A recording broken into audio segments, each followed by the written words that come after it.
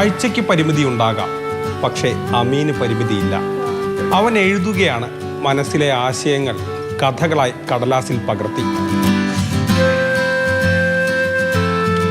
അത് മന്ത്രി അപ്പൂപ്പൻ തന്നെ ഫേസ്ബുക്കിലും പങ്കുവച്ചു.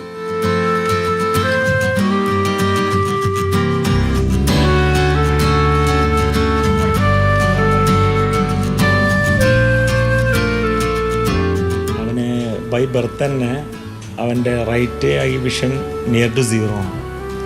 ലെഫ്റ്റേക്ക് ഒരു 5% വിഷൻ ഉണ്ടായിരുന്നു. അപ്പോൾ നമ്മൾ പല ഹോസ്പിറ്റലും കാണിച്ചു. ബൈ ബർത്ത് തന്നെ ഞരമ്പിന് വളർച്ച കുറവായതുകൊണ്ട് ട്രീറ്റ്മെൻറ്റ് ഇല്ല എന്നും ഉള്ള 5% പോകാതിരിക്കാൻ അവനെ തെറാപ്പി ചെയ്യാനും പറഞ്ഞു. അങ്ങനെ നമ്മൾ തെറാപ്പി ചെയ്തു.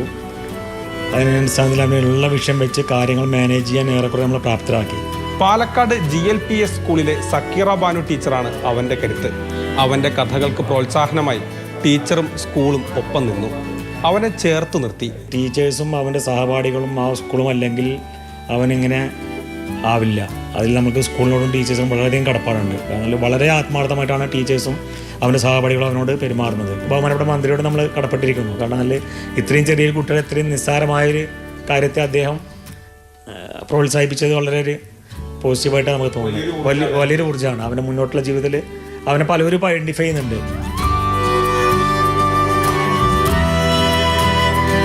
കുട്ടിക്കുരങ്ങനും കുഞ്ഞിക്കിളിയും. ഒരു മരത്തിൽ കുട്ടിക്കുരങ്ങൻ ചാടിക്കളിക്കുന്ന സമയം കുഞ്ഞിക്കിളി മരത്തിൻ്റെ മുകളിൽ നിന്നും താഴെ വീണു. കുട്ടിക്കുരങ്ങൻ വേഗം ചാടിപ്പോയി കുഞ്ഞിക്കിളിയെ എടുത്ത് തലോടി. കുഞ്ഞിക്കിളിയെ കൂട്ടിൽ വച്ചു. കുഞ്ഞിക്കിളിക്ക് സന്തോഷമായി. അവർ കൂട്ടുകാരായി. അമീൻ എഴുതിയ വളരെ ചെറുതും മനോഹരമായൊരു കഥയാണ്. സൗഹൃദത്തിൻ്റെ വലിയ പാഠങ്ങൾ നൽകുന്ന ചെറിയ കഥ.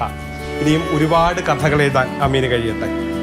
മൽഗുഷി മോഹനൊപ്പം ഗോകുൽ VS, മാതൃഭൂമി ന്യൂസ്, പാലക്കാട്.